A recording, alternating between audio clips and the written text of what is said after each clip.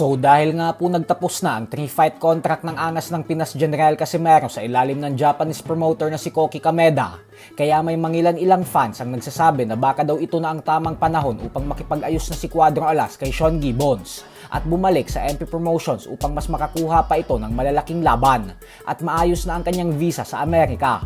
May mga naniniwala pa din kasi na si Sean Gibbons pa din ang may kakayahang magbigay kay Casimero ng pangarap nitong laban kontra sa Japanese monster na Oya Inoue.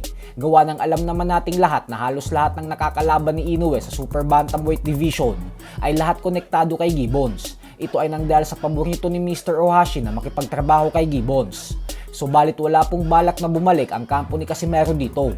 Naging prangka po kasi ang kanyang trainer at kapatid na si Coach Jason matapos itong sabihin na bakit naman daw sila lilipat kung si Kameda ang gumawa ng paraan upang muling umingay ang pangalan ng kanyang kapatid.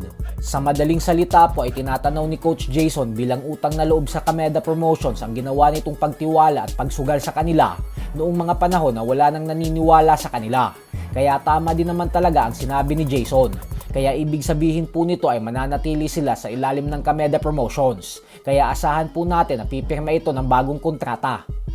Sa kabilang banda naman mga idol ay 5 taon na nga po ang nakakalipas magmula nang madismaya ang madaming fans matapos umatras ng Noy Unified Welterweight Champion Errol Spence Jr. sa unification fight nila ng ating pambansang kamao Manny Pacquiao 1 linggo bago ang nakatakdang laban.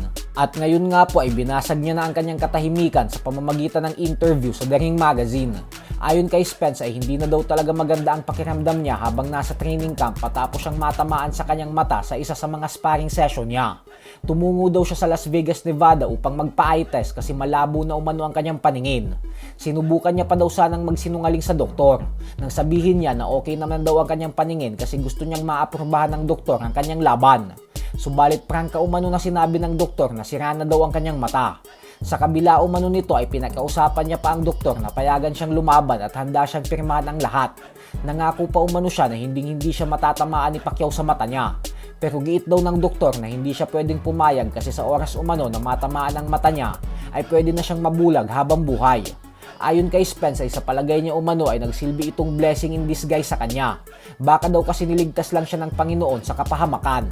Paliwanag ni Spence na kung tumuloy daw kasi siya sa laban at natamaan siya sa mata, ay baka umano hindi naging maganda ang sinapit niya sa kamay ng ating pambansang kamao at hanggang ngayon umano ay may takip na ang mata niya nang dahil sa pagkabulag niya.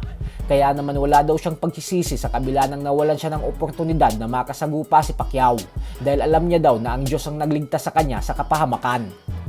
Samantala, kahapon nga lamang po ay binalita na din ng The Ring Magazine na lalaban sa undercard ng Errol Spence Jr. versus Tim Tszyu sa susunod na buwan sa bansang Australia ang dalawang former world champions na sina Jermell Charlo at Stephen Fulton.